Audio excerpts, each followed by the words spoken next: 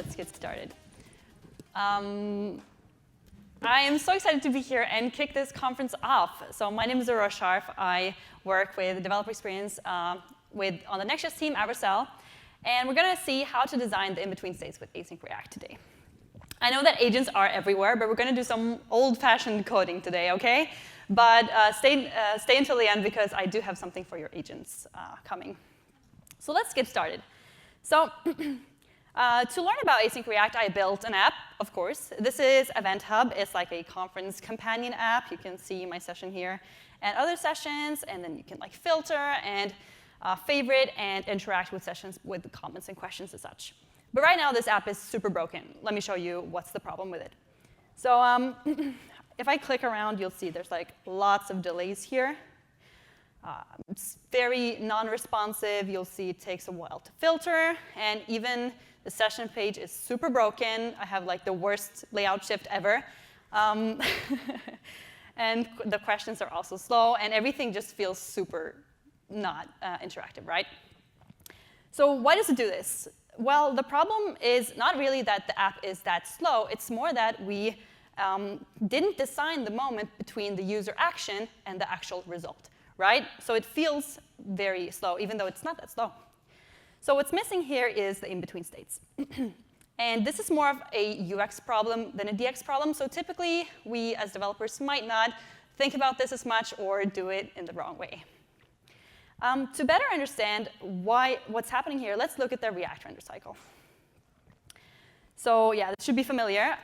In React, we have an event, for example, a user click, which would trigger an update where React would figure out what has changed, which then schedules a re-render where components are re-rendered, and then finally, a commit is made to update the DOM. Totally fine when everything is asynchronous. Now bring async into this, and you'll have all of a sudden these states that are unmanaged. So between event and update, there might be a busy state where the server is still responding. Between update and render, there might be a loading state where we're loading some data. And between render and commit, there might be a state where the content is ready, but it hasn't yet been replaced into the UI. Yeah, so this is what we're going to work on. And you can handle this with use effect, use state, add a bunch of that, lots of boilerplate, and potential race conditions. Wouldn't recommend. The problem with that is it's outside of the React render cycle, so it's hard to get it to be a smooth transition.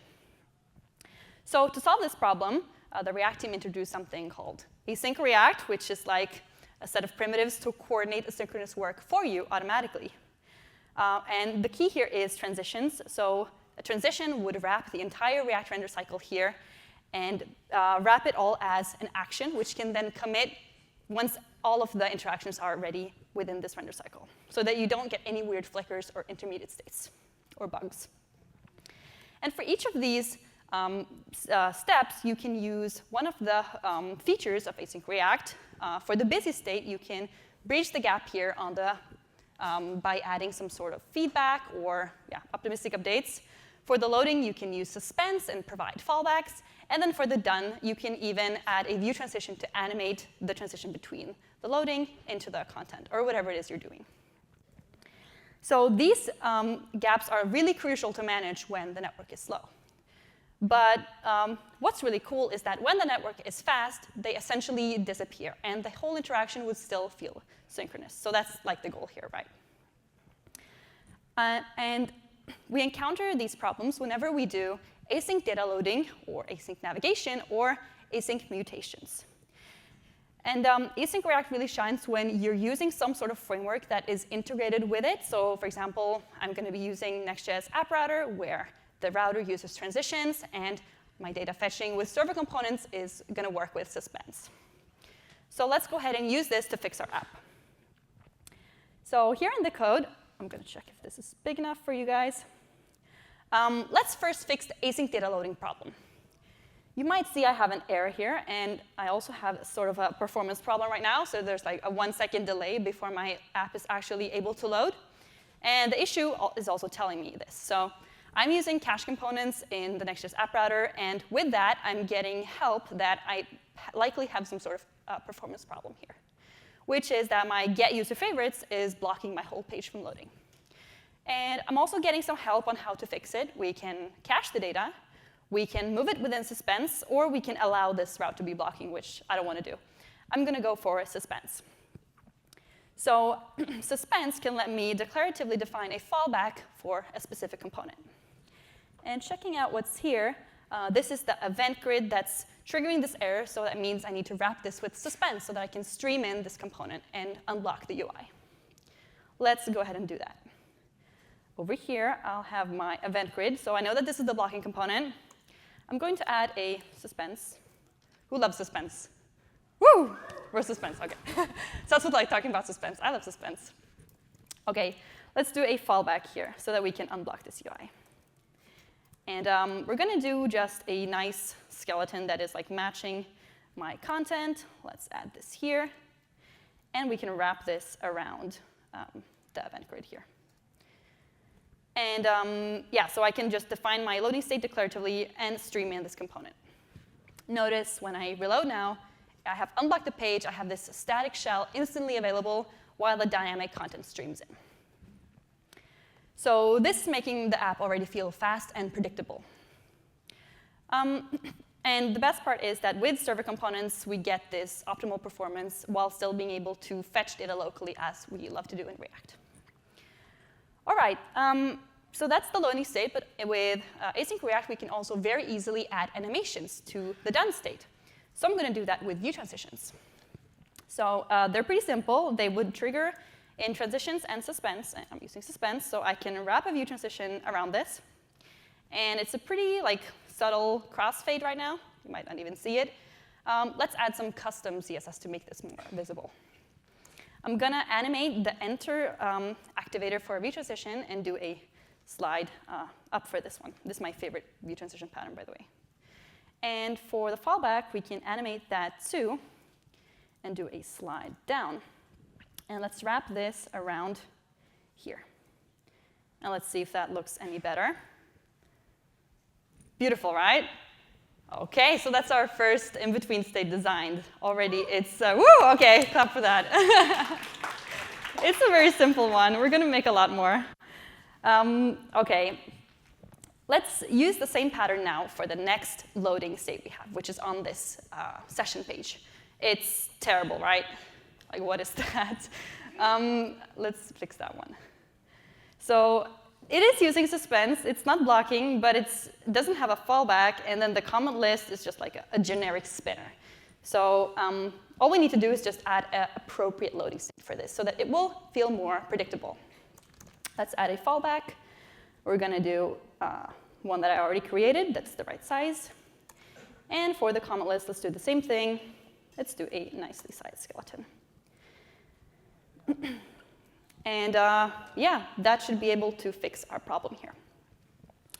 Now, that's all right, but sometimes the best in-between state could be none at all. And in Next.js, we can eliminate certain states by caching parts of the UI. So I want to cache this part here, because this is just shared across all users. I don't need to load this every time. So we can actually add a I know you guys love directives. We're going to add use cache, which will allow me to reuse the return value of this function across users. And it's still triggering my Suspense right now. And that's because I have this personalized heart right here, which is for me as a user. So that's preventing me from caching this because this is personalized, right? So to fix that, let's just move out the personalized piece of this and stream it in. So I'm going to just pass it as a prop. This is like, if you've done like donut pattern sort of things with server components, it's kind of like that, but for caching. And this should allow me to now instantly see this part of the UI. So I don't even need a loading state here. And to add back the Suspense, the favorite, let's put it here. Let's wrap it in a very small, cute icon fallback, like this. And like that. Let's see. Beautiful. There we go. So I'm still keeping my personalized content here. Yeah, so I think that's, oh yeah, we have one more problem here, which is this questions, which is also blocking. And reloading, I can find out why it's blocking. I'm going to get some help from Next.js. It's over here in the question queries. And it is my question feed component. So we already know how to handle this. We're going to do the exact same thing in the questions page. And sorry, I'm like scroll down. This is the blocking component. We are going to do a suspense with some animations for this one as well. And that's it. Amazing. Yeah, so now it's instant. It has the static part and then streaming in the rest. OK, that's async data loading designed. Let's move on to the next step. So the next thing we want to work on is async navigation. Right now, I have a couple of places where I'm doing a navigation, which is over here in these tabs. So it's conceptually on the same page, but it is a navigation because I'm using search params, as you might be able to see in the top here. So that one and these filters are using search params, re-fetching data, and it's not responsive, right? How can we fix this? Let me check my home tabs, which is the bottom part of this UI. And I have this sort of design component, which is my React Miami themed navigation here at the bottom. What if this component could handle the async coordination for me? Let's go ahead and change this to this magical property called action and see how it's going to change the UI. Do you see that? Let me move this. So just by doing that, I now have this instant navigation or instant responsive click here in the tabs and a fade as the data is loading in the background. So what is this action? It's not really that magical. It's just a property with the name action that is called inside a transition. So here, this design component is coordinating the async work automatically by itself, letting us, as the consumer, just do whatever we want, do any sort of asynchronous things, and it's going to be automatically handling that. So this is called the action props pattern, and it's pretty nice. It means I can just pass that, and it's going to work. Let's also use, see if we can use the same pattern on the tabs up here, or the filters. So, I mean, you might have guessed it, but there is an action prop here. And to use the correct naming convention, I'm going to also change this to change action, which is whenever we call something inside transition, we should call it action so that it's clear what sort of behavior this is. And let's see if that will also work. So there we go. Amazing. And notice how I can like interrupt my navigations here. So it's it's using transitions. We can interrupt them. We can change our mind without waiting for all the content to load first. So here's the thing with this. The idea is that UI components, like my toggle group, like my bottom nav, can adopt the action pattern. Or even component libraries like base UI or Radix can do this, so that we, again, as a consumer or user of these libraries, don't have to worry about any of this asynchronous coordination and just get the benefits right away. So hopefully we will see that happen so that all of our autocompletes and dropdowns all do this automatically. So that's it for async navigation. We now have this instant feedback instead of frozen and janky states. Let's do a couple more fun things. So I want to actually add a few more animations to my navigation. So when I click between this here, the session, and go back, I would like some sort of slide, like you commonly see on mobile apps, some sliding back and forth. So we're going to add that too. To do that, I'm going to need to wrap my session page over here in a nav forward. So I'm going to show you what this is in a second. Let me just wrap this all over this page.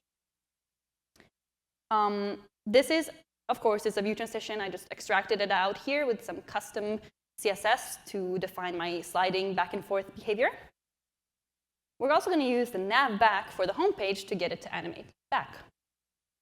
So let's do that too. That's over here. Nav back, and yeah, you already know what this is. Sorry, sometimes it's hard to code, huh? And to be able to trigger this view transition appropriately when we click this card, we're going to use a different feature in view transitions. So let me find the card.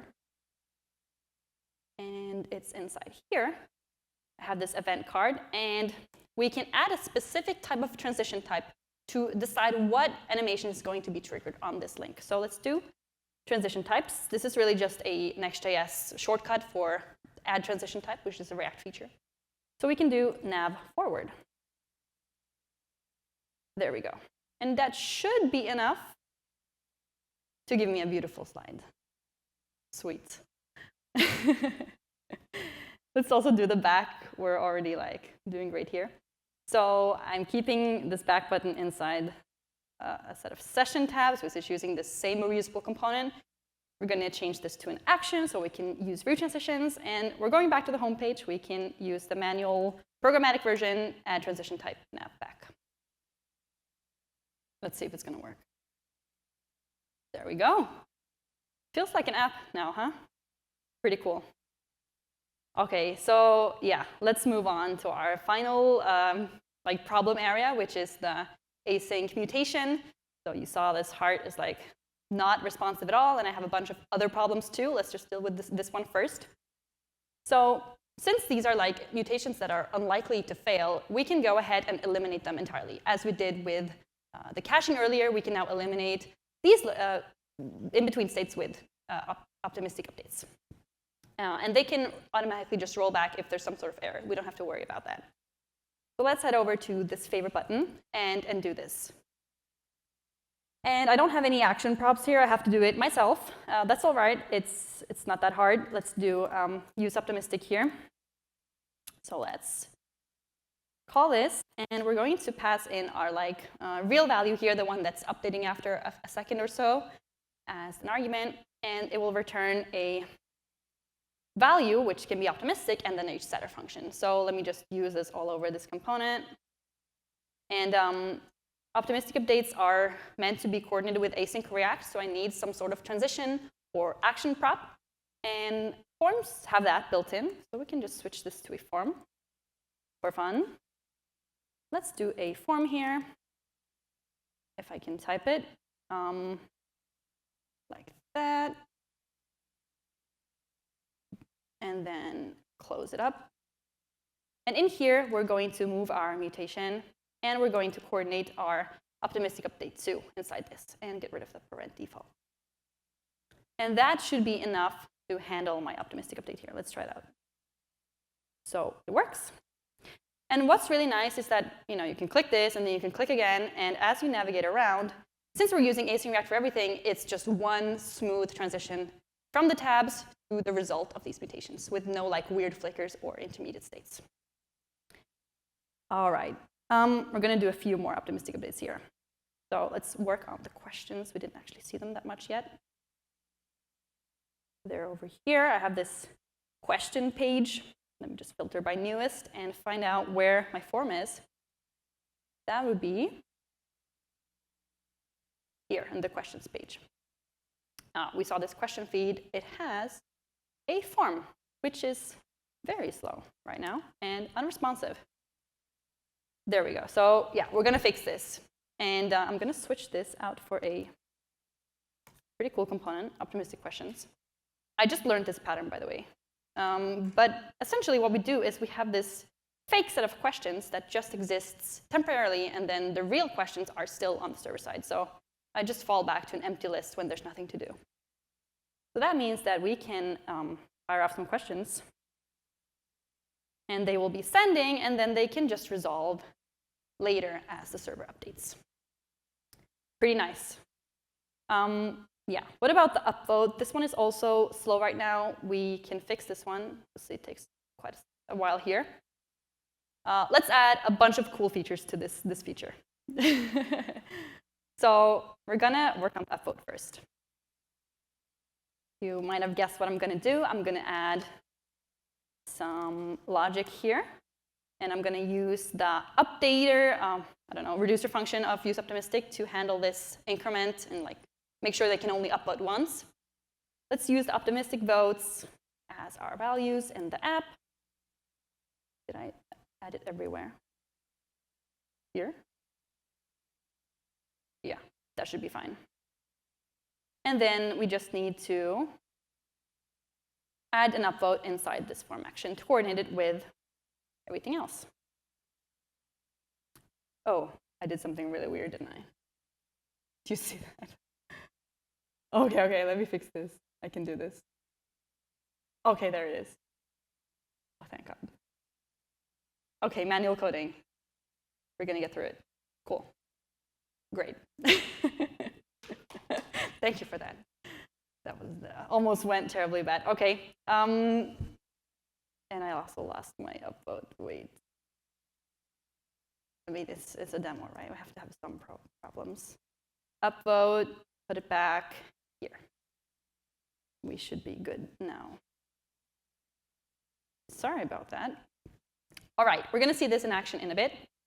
But before we do that, let me add some more features, because when we reorder, it's hard to see where the resulting question is going. So we're going to animate that too. Let's very simply add a view transition around our question card. All we need is a view transition that can have a key, and React will be able to handle the rest. Let's see if I can get this working. Like this, remove the key from here. So now React can animate this as we upvote. And one more thing I want to add, I want to add a polling feature. So right now we're handling the mutation, but what if there's like an update from a different user, or some sort of background update? In this poller, I'm just doing a router refresh on an interval. And since we're using the Next.js router, which uses transitions, this should be able to also animate whatever is happening.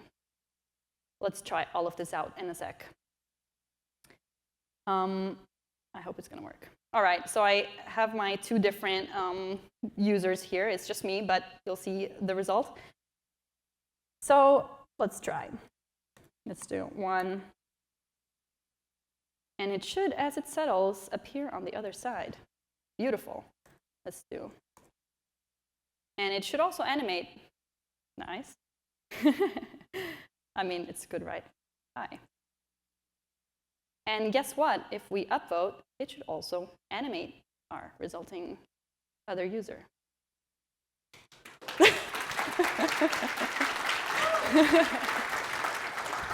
Yeah, I love this feature. It's such simple code.